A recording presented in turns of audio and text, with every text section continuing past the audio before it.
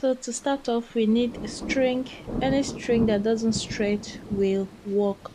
And I have to decide where I want the coils to start, and I want it to start about around this place.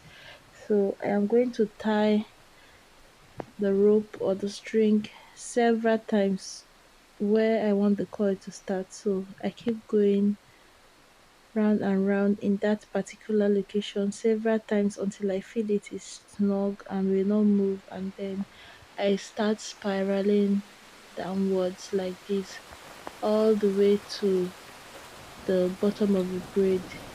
So when I'm ready, hold the string and push up the hair. Hold the string firm, push the hair up until it doesn't move again. When it's very, very tight, I go ahead and make a knot at the end to make sure that when I take my hands away, it's not going to bruise. So, not at least two times, just to be extra secured. And cut off the excess rope because this can cause accidents when you're using hot water. Okay, now for the second one, because I want the coils to layer downwards, I'm going to move down a little bit, just a little bit, like half of an inch, maybe. I move down a little bit and then make the second coil. I want the part inner, the part that is closest to my face to be shorter than the part going outwards. So it's going to go from high to low. So again, I tie the knot, not the knot. I go around several times in one location until it doesn't budge, and then I start going round while coming down like this, round and round and round and round. When you get to the end, hold the thread and push the hair upwards. Push, push, push until it is tight. Sometimes it gets stuck, whereas it hasn't yet crunched up perfectly. You just shake it a little and push, push, push, push until it is all just like this. So this is a little bit lower than the first one. You see the small this difference. Now I am going to make two more. As you can see, I parted my hair in the middle from the back into two equal sections just to make sure that the two sides are equal, and then each of these two sections I shared into two equal parts into four parts.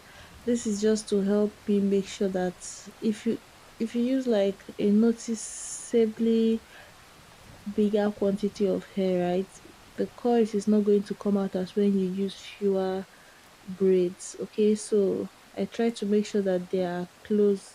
You can't count it obviously because these braids are tiny, but I hold it and try to make sure that they are somehow close in size so that the coils can also look close in size. So we do the same thing. I was talking about dipping it in hot water, right?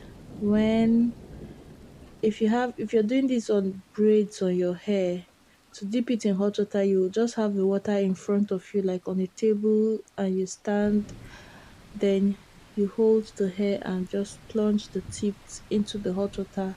You should have a towel very close by, and immediately you're bringing it out of the hot water is going into the towel just to make sure you don't burn yourself.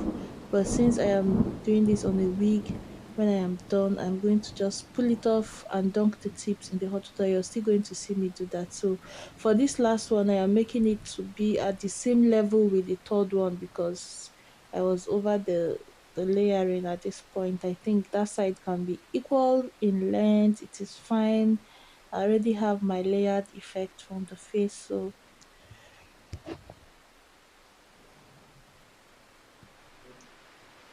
for this one, we do the same thing. I am going to After this one, I will go off camera and do the second part. But some things to have in mind when doing the second part. First, start from the innermost coil, the one closest to your face, so that you can match it up